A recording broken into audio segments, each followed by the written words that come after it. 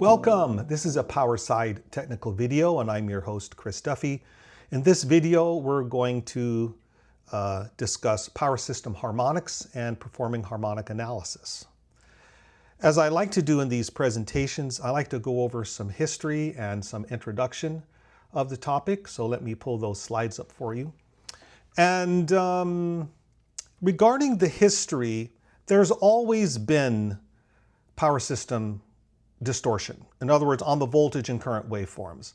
Generator winding pitch, for instance, created low levels of distortion in the supply voltage. If you look at smaller generators like 2500 kVA and you look at their line to neutral voltage, you'll clearly see distortion in the voltage waveform.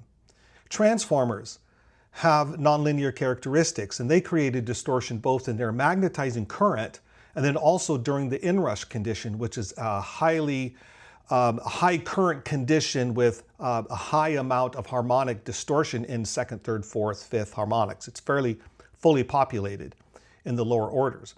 And so those have been around since the beginning of electrical power systems.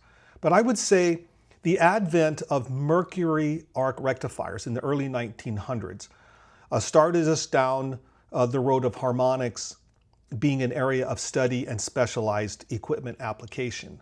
Now, there was a prolific application of power factor correction that was going on in the 50s to the 80s, so that we would increase the efficiency in industrial plants for motors that had very low power factor. And so they were drawing a lot of additional current, creating losses.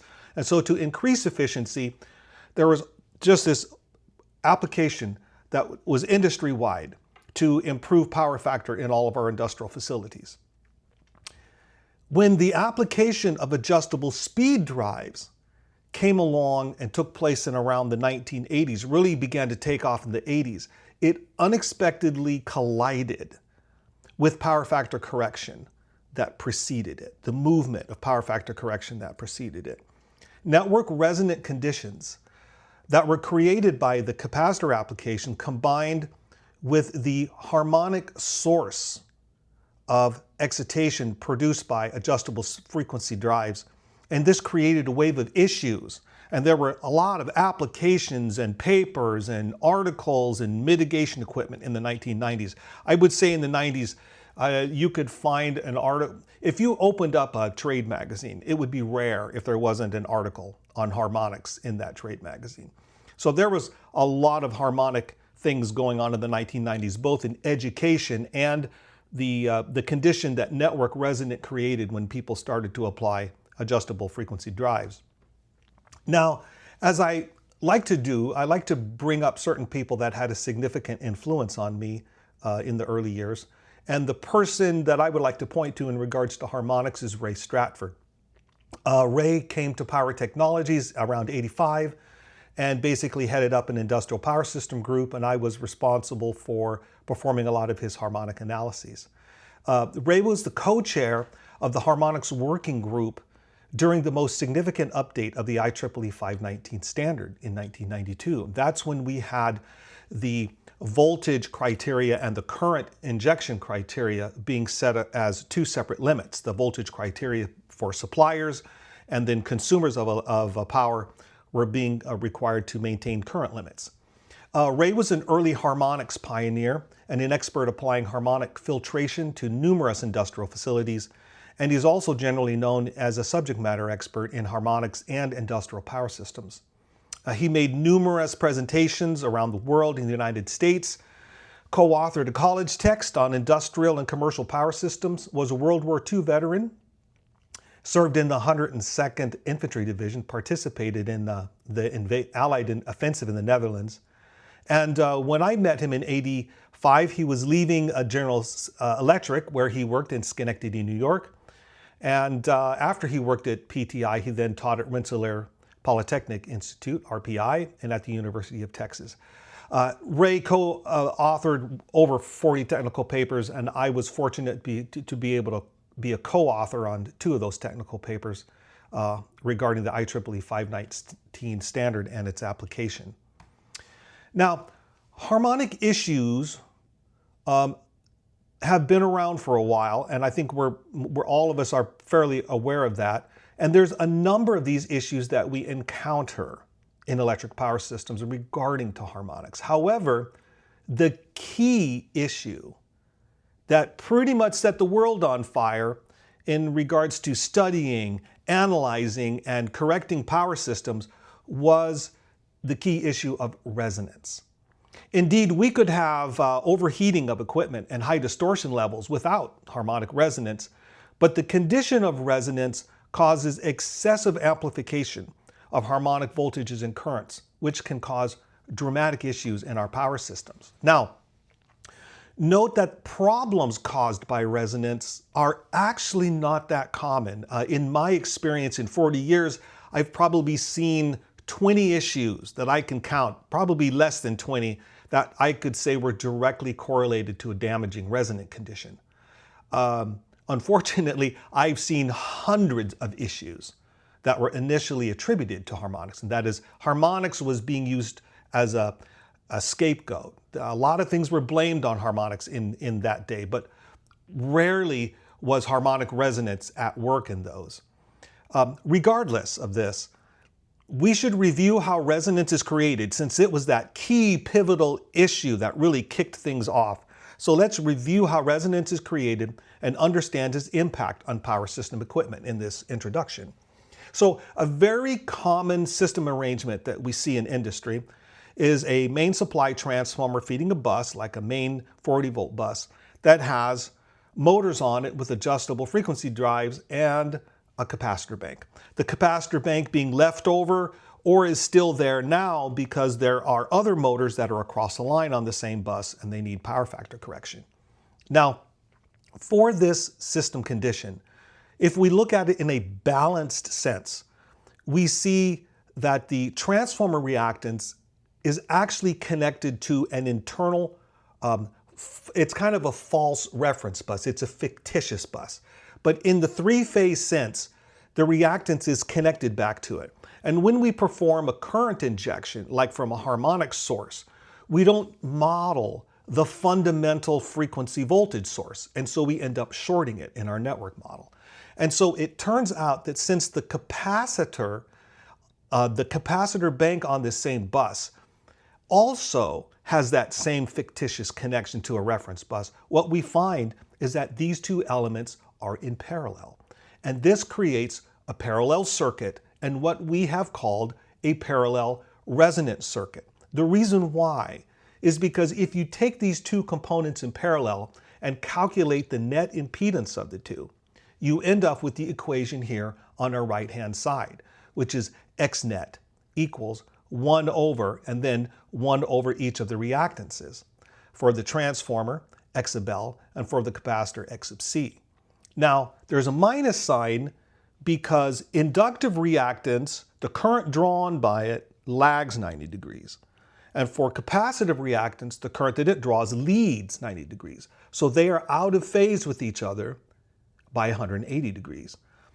The impedance for the transformer is really R plus JX sub L, and the impedance for the capacitor, which has very little resistance in it, but if you looked at the total impedance, it would be R minus JX sub C. And so that's where the minus sign comes from.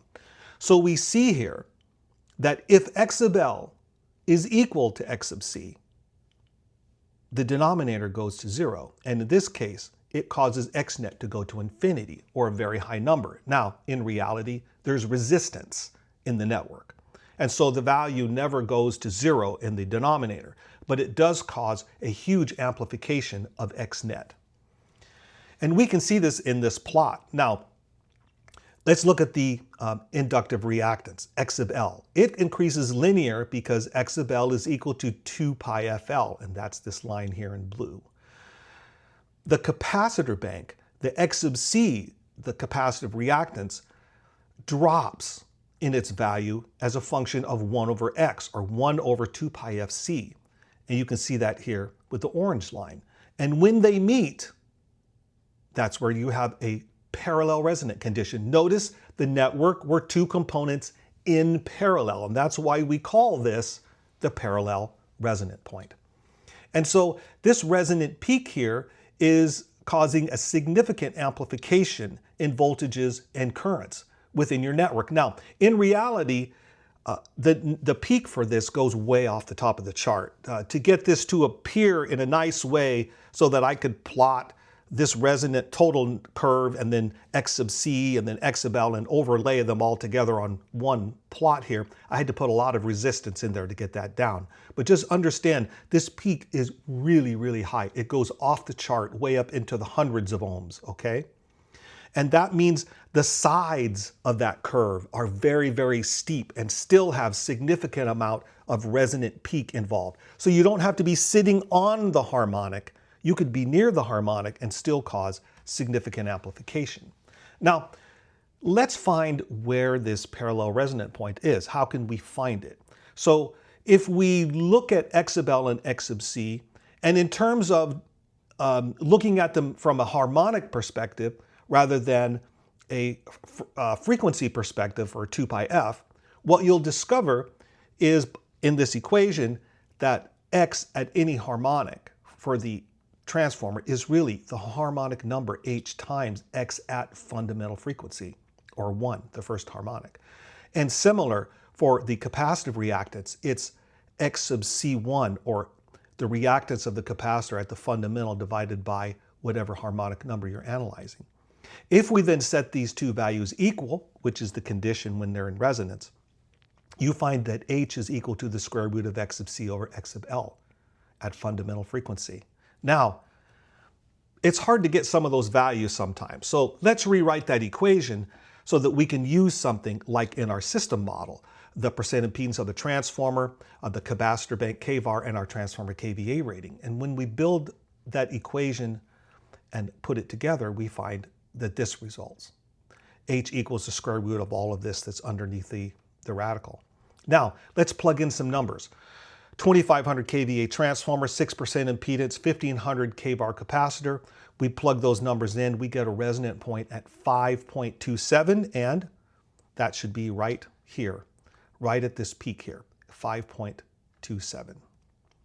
All right, that's just above the fifth harmonic, but still close enough to cause significant issues. Let's take a look at this actual system being modeled in a harmonic simulation. So the transformer is here, the bus is here, the drive here, the capacitor bank here. Now, what I've chosen to do in this simulation is inject 1 per unit current. And the reason why is I want to see how everything scales from it. And as you can see here, if I inject 1 per unit current, I get nearly 9 per unit current flowing through the transformer and 8 per unit current flowing within the capacitor bank. That's excessive. That's a great deal of amplification. In addition, for every 1 per unit injection for current at the fifth harmonic, I get 10 per unit voltage resulting. So both current and voltage are being amplified significantly at the fifth harmonic here. And notice, if you take these two currents and you perform Kirchhoff's current law and you add them together, you get 1 at angle 0, just like we are injecting here. So we can double check our calcs to say, is this real? Is this really happening?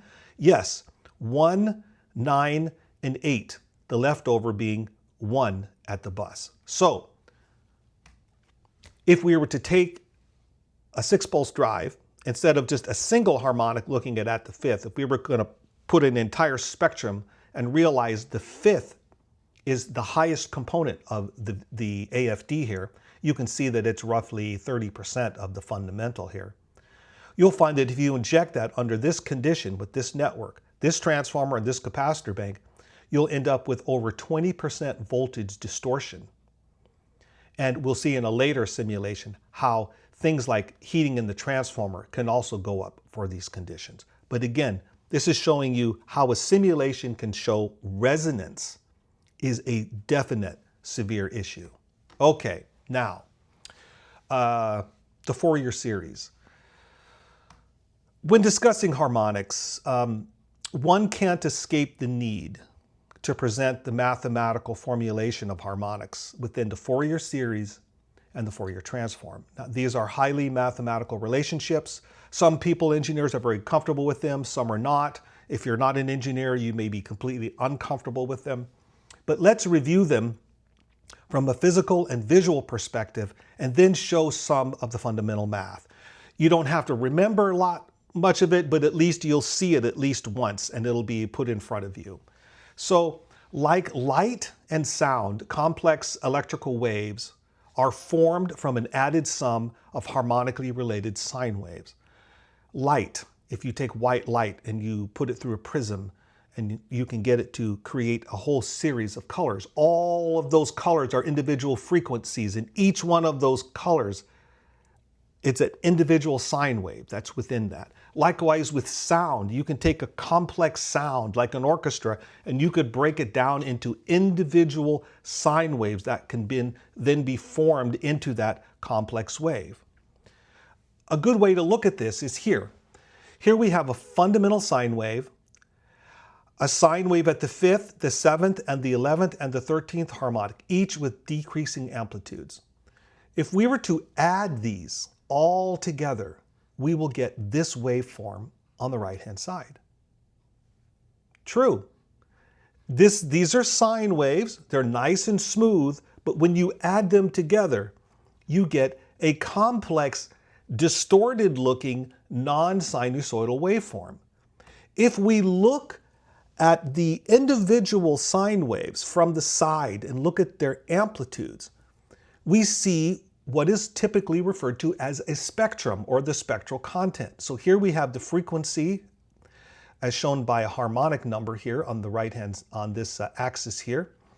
And then we have the fundamental 5th, 7th, 11th, and 13th showing up as their amplitudes. You see the peak here?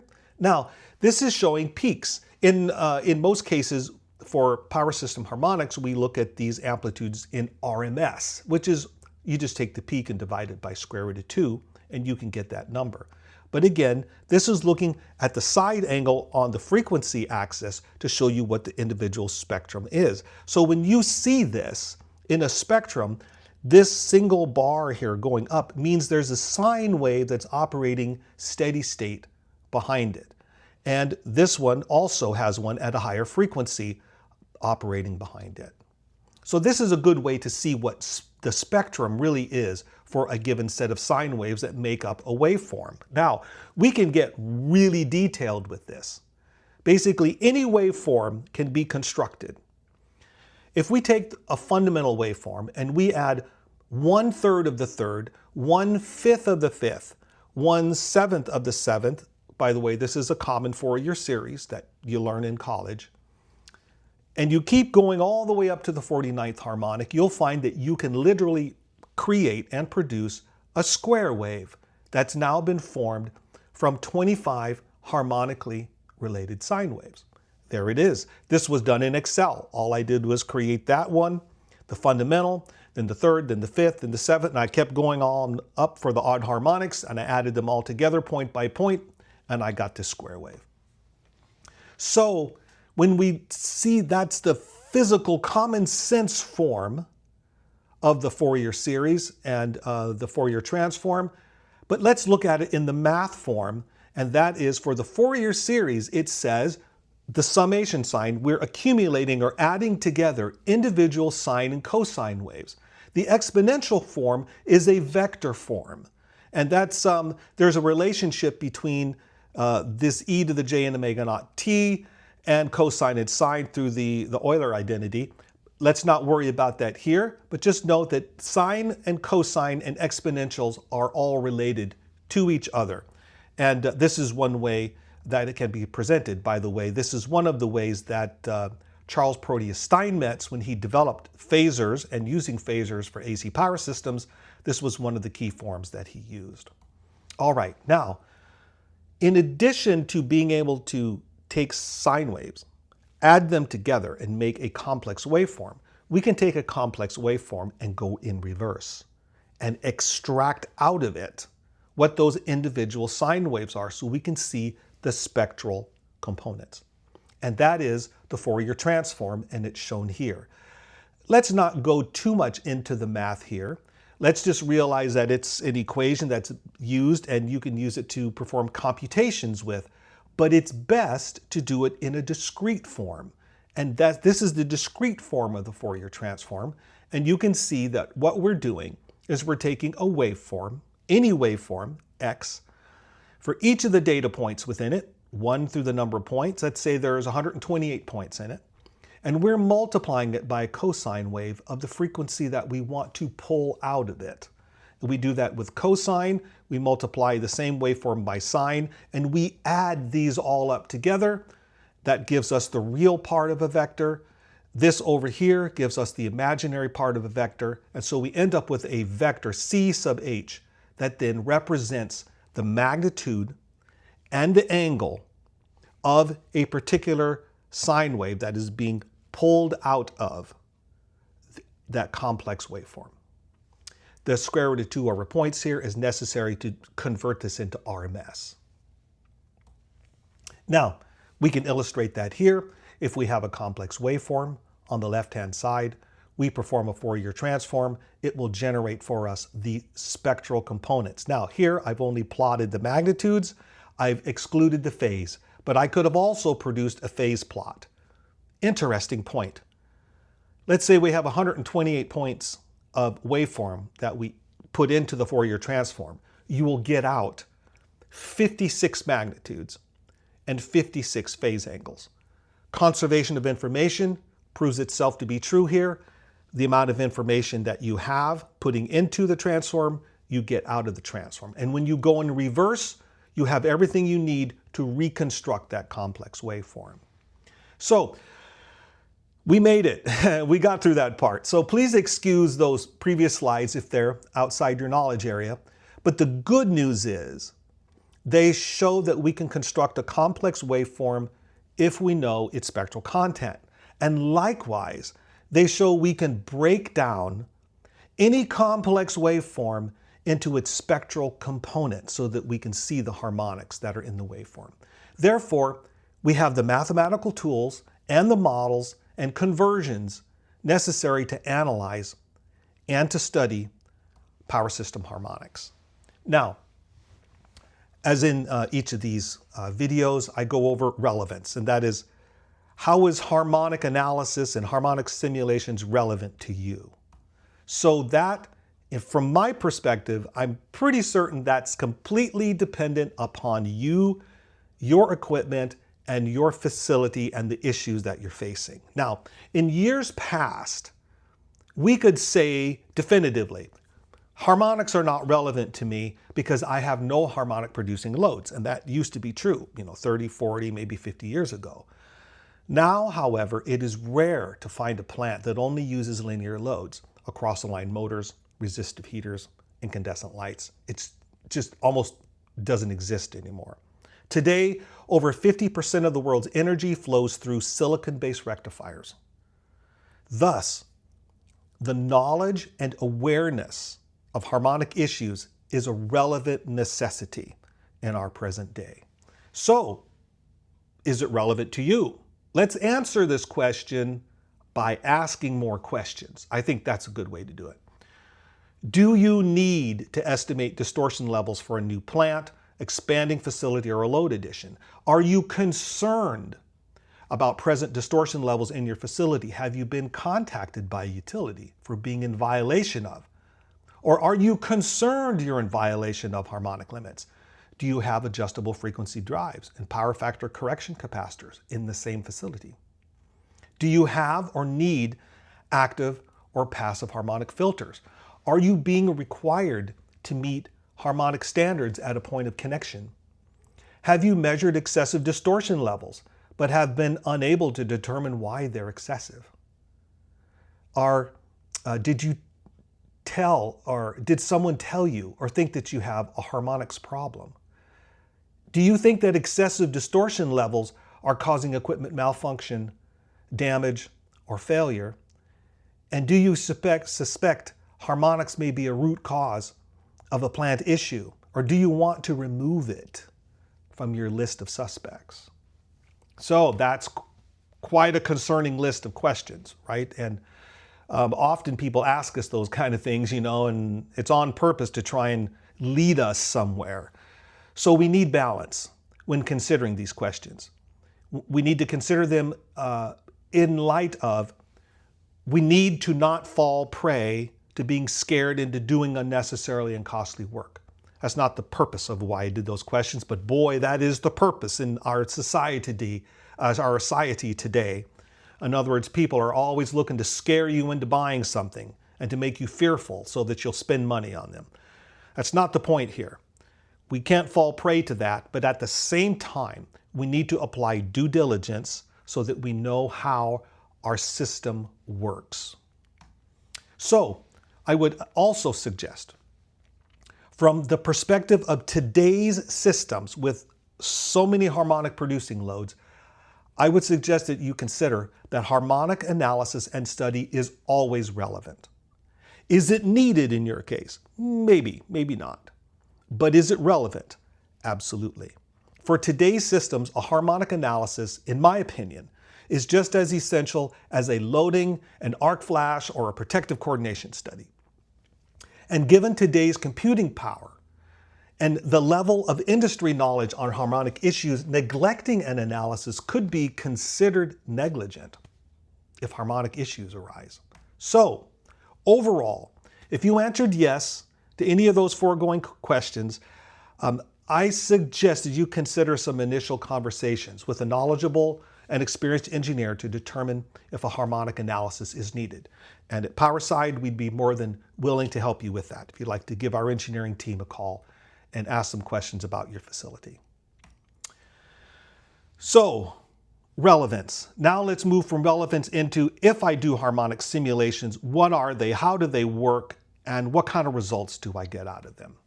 So, harmonics is a steady state condition. It's not a transient condition.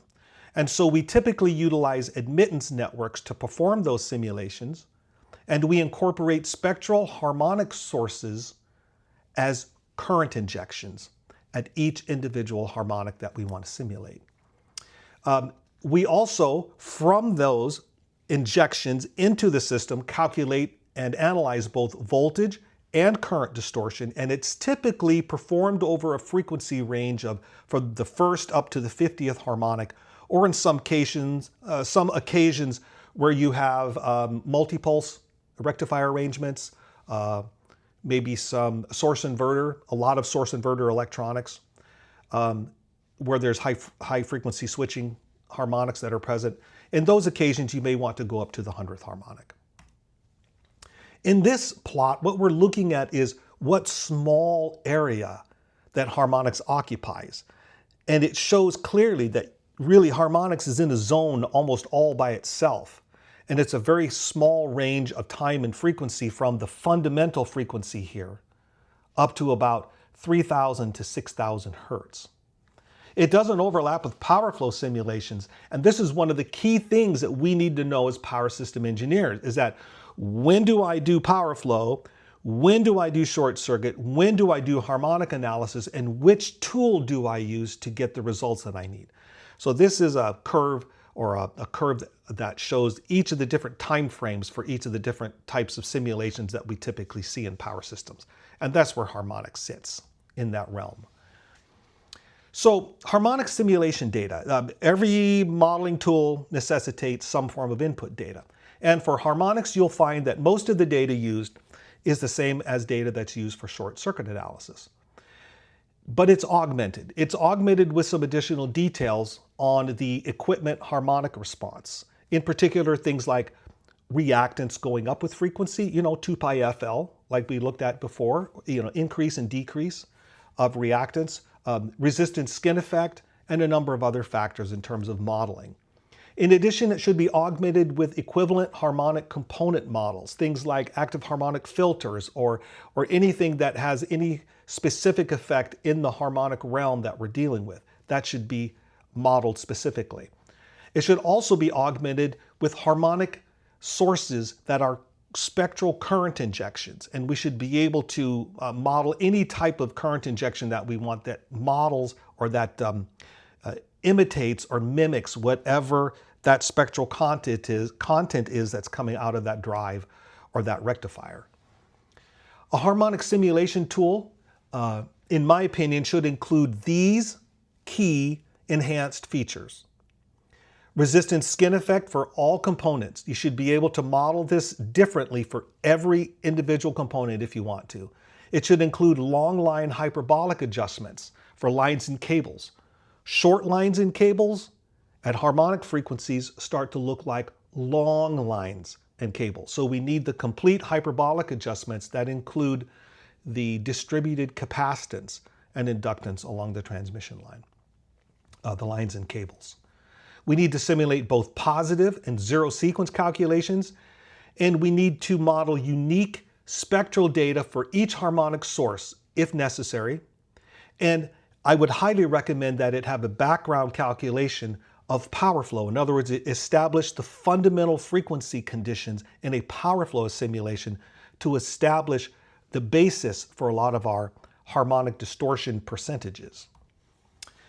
In addition, I suggest that tool include voltage THD and total demand distortion calculations, calculation of individual harmonic amplitudes, the ability also to scan your system over a frequency range and calculate the driving point impedance. This is called a frequency scan. And I showed you a plot of one before that I actually performed in Excel. It has to have the ability to model harmonic equivalence. This is specifically important for utility connections. And what does the utility model look like? You can model a harmonic equivalent of that, and it's not like a simple Thevenin equivalent for short circuit. It's basically the same, but for every harmonic frequency that you need to analyze. It should have the ability to include, as I said earlier, a number of different harmonic source spectra for each one that you need that are unique and different, and have the ability to check harmonic levels against standards. Let's include a few more things that I think should be in there. Calculation of transformer K-factor and harmonic derating according to C57-110. Calculation of line and cable deratings, and the calculation of peak voltage estimates assuming waveform peak alignment. That is, when harmonics ride on the top of the fundamental waveform, it can create a higher peak voltage. If we align all of those sine waves together so that all their peaks are in alignment, we get a higher peak stress. And that is a condition that can happen. It's not always going to line up like that, but we assume that for the worst case. This helps us to estimate the amount of stress we're going to see on capacitor banks, for instance, or capacitors within filter arrangements. We need the calculation of both fundamental and harmonic losses so that we can see total energy consumed in different harmonic components, modeled components in the harmonic simulations. And still these days, yes, we still use telephone interference factors in harmonic calculations. It's not used as much anymore, but it's a good idea that it be present in case it's necessary. So that was a lot of things to include in harmonic analysis. Now let's look at some example outputs from harmonic analysis. So this is a wind farm harmonics model that I put together, and the turbine models are all shown here individually, and they're hung off of the strings, the feeders that come off of the main collection system and bring it back to a main 34.5 kV bus. This is the model of one of the wind turbines. And you can see there's a lot of detail in this model, including individual generator impedances and harmonic filters here and some harmonic source injections. Now, in this case, what I wanted to do was check the results on a harmonic filter. How is it doing? Is it able to handle the voltage stress? What is the loading looking like? How is the damping resistor doing in terms of losses? So I specifically turned on features in this software package where I could look at the losses in the damping resistor. I could see the peak voltage stress in per unit here at this bus, and then right on the capacitor bank that's part of the filter, and on this capacitor bank that's over here on this main capacitor bank bus. We can also see the losses in the reactor, and we can see the total reactive losses here and the reactive losses in the capacitor bank elements as well. Up here, for rating the filter in terms of amperes, we have the root sum square amperes, calculated as the square root of the sum of the squares of all the harmonic components, including fundamental. In this example, I've run a harmonic simulation and exported it to Excel and used the bar chart plot in green to overlay on top of a captured measured spectrum at the main collection bus. And here you can see that we have excellent alignment here in the lower order harmonics. And we're a little overzealous here in our simulation, having significantly higher levels in the higher frequencies. And this is because we're assuming 0 degrees on all the current injections, which gives an overly conservative answer. And that's actually how I like to perform my simulations. I like that over conservative. That way, if I'm under all my distortion levels with this conservatism, I'm certain there's no odd phasing condition at the higher harmonic levels that's going to come about to cause any one of these harmonics to be in excess of what I'm simulating. All right, here's a number of frequency scans where I plotted impedance versus frequency from the first all the way to the 100th harmonic.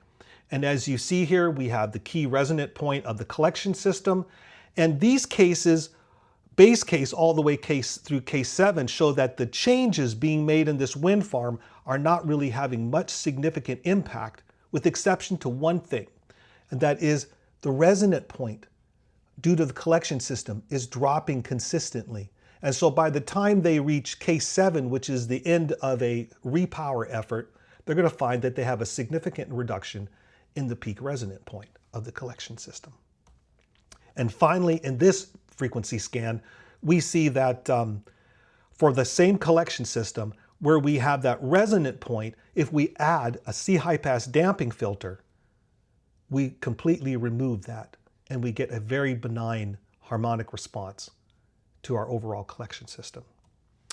Here is a table of 519 results for IEEE standard 519, and this is showing what the results are for each of the current limits and each of the voltage limits. Here we see that we're just under the 6% total demand distortion at 5.47 versus 6. And here we see that the THD is far under our recommended limit of 2.5% at the point of common coupling. This final result example that I wanted to show you from harmonics is showing a bus with drives and a capacitor and a filter. First, we're going to look at the distortion with the drives alone, then with the drives and the capacitor, and then the drives and the filter. So in this first case, we see that the voltage distortion is about 7.5% if it's just the drives. And the K duty, or the K factor being calculated for this loading condition, is about 2.6. And if this is a non-K rated transformer, that may be an issue, okay? We find that if we put the capacitor bank on for power factor correction, in other words, let's say there's some other motors that might have been on this bus that were poor power factor and we needed this, we find that the distortion drives all the way up to 23%. And that's excessive, obviously. And you can see that under resonant conditions, which this must be, we can also see that the K duty goes really high, up to about 16, okay? If we apply a fifth harmonic filter with the same amount of VAR compensation here as we have in our capacitor bank, we find that we can reduce distortion with the drives on all the way down to 3% and the K duty down to 1.3. So we've halved our distortion and halved our K duty. So those are some examples for you on the type of harmonic simulation outputs that you can get from a harmonic analysis. So since Powerside is a power quality company, it's always a key question: how do harmonics relate to power quality? So before power quality became an industry, harmonics was the movement that preceded it in the 1980s and 90s. Then there was a movement to start to track distribution system, sags and swells and interruptions and imbalances and overvoltages. And when that came on the scene, it basically swallowed up harmonics right into this bigger picture movement that we call power quality. So harmonics literally is the foundational element within power quality, since it came right before it. And it's one of the key things people were talking about at the time into regards to, what's the quality of your power? They were basically referring to distortion levels. But it got swallowed up into power quality, the entirety of it. Now note that all of the conditions studied and analyzed within power quality, they were already known. We knew about arcing faults and sags and swells and transients and conditions and distortion. So that means power quality is really a fabricated industry that combines a host of known electrical power system issues all under one umbrella. And I would say most likely the advent of there were many factors, but I would say that the advent of the power quality meter was most likely a key catalyst that advanced the entire power quality industry. So when we compare measurements, the power quality instrument, that's taking measurements, versus analysis, which is what this slide presentation is about, harmonic measurements are the key to quantifying harmonic conditions, and harmonic analysis is the key to predicting harmonic conditions. And as with many power system analyses, you'll find that measurements and analyses form a reality simulation pair. Measurements represent the reality of what's going on. The simulation is like your digital twin model that allows you to predict what's going on. The first thing you do, take a measurement. Take that measurement, model the system, benchmark your model against the measurement, like I showed you in one of those previous curves where I overlaid the green bars on top of the spectral measurement that I took in the field. These form a reality simulation pair. Once you get your model benchmarked, and now you're ready to run simulations, now you can predict other conditions that are going to happen on your system that you haven't even measured yet. Once you've done mitigation, put all your equipment in, you can then take measurements out again to do verification. So measurement and verification of the system.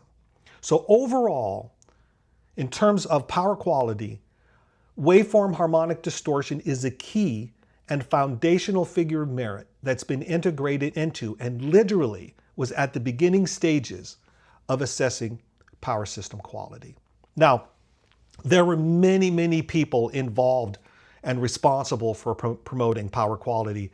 But if you do a quick search on the internet, and for those of us who were in IEEE and in the society back in the days, in the 80s and 90s, one will quickly find out that Francois Martzloff was probably one of the key components that was promoting power quality. And in honor of him, I just wanted to put his face up here and bring some attention to some of the work that he did. You can definitely do some research on him and Ray Stratford and check out the number of papers that they've written and their previous work that they've done. All right, in conclusion, my hope is that from this presentation, you have a greater appreciation for harmonic analysis and that you'll make greater use of it for harmonic modeling and simulations of your own networks and systems. So that, for a purpose that is, so that you have greater knowledge and insight into your system's harmonic response.